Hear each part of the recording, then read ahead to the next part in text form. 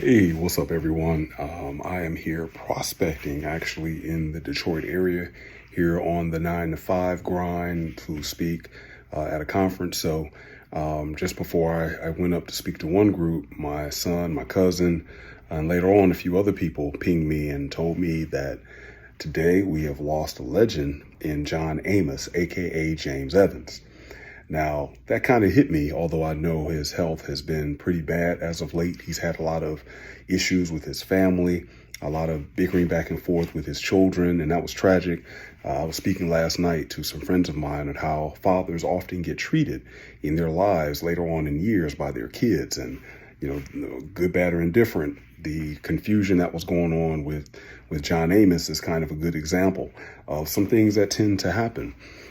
But why am I talking about a celebrity passing away and why I'm sad about it? Well, the reason why people are pinging me is really two people that would certainly cause folks to blow my phone up and say, hey, man, he died. And, almost as if they were saying condolences because of the impact that John Amos and Reggie Jackson have had on my life, two men that I've never met. Now, I am saddened by the loss of John Amos, and I just want to take this opportunity to tell you why. As a homeschooling father, one of the classes that I just love the most that I put together for my kids was a class on doing a comparative analysis with Blackish and the father Dre, Anthony Anderson on that show, and John Amos, aka James Evans on Good Times, because I wanted my kids to see the difference in a black male image that's presented out to the public and out to the culture.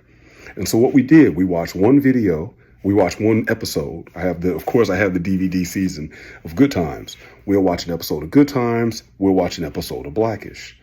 And I think the disparities were very glaring. That here it is over the course of about 35, 40 years, you see a complete different image of a black man on television. On one end, we go back to the 70s. You see more really the black father that existed before Lyndon B. Johnson and even some of the other policies that existed decades prior that started to remove the black man from his household. Because if you go back, look at a Department of Commerce video from the 1950s, you will see the important role that the black man had in his household and how he was leading his household.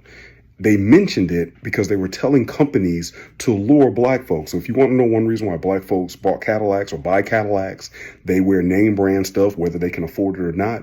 They even mentioned in the video, and I'm assuming you can still find it on YouTube.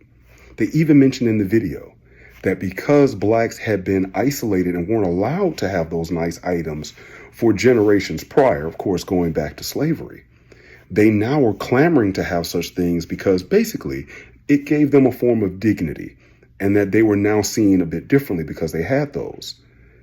That was what James Evans went back to. And then we get to Anthony Anderson, we get to Dre on Blackish. Well, now where James Evans was a man that, probably wore the equivalent of in his day. He was always in a work outfit, working at the car wash, had some manual labor job.